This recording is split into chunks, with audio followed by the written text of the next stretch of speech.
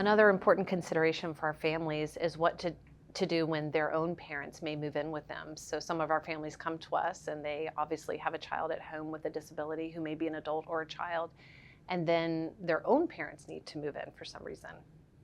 And when that happens, oftentimes parents move in, and when they first move in, mom and dad are getting a lot more help.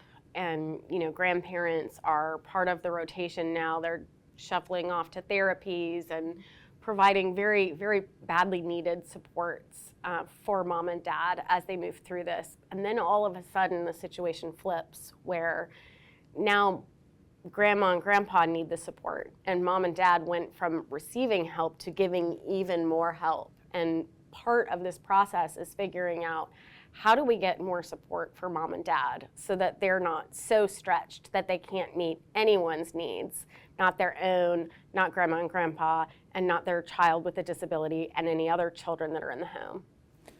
Yeah, and I think it really matters in all aspects of the plan. So what's the housing, all those factors, because I know I'm a sandwich kid myself, and when my dad was reaching the end and my kids were toddlers, it was a huge burnout. And the house we did purchase in the idea that grandparents would move in, and then when my dad got sick, it was not even a possibility in the house we bought. So I think there's things you think of maybe are very obvious for a family unit to live in that way and function, and there's things that aren't. So I think it's really important to think of all the factors of all of the supports you have and everybody involved, and then how are we going to make sure everybody fits into the picture that you want.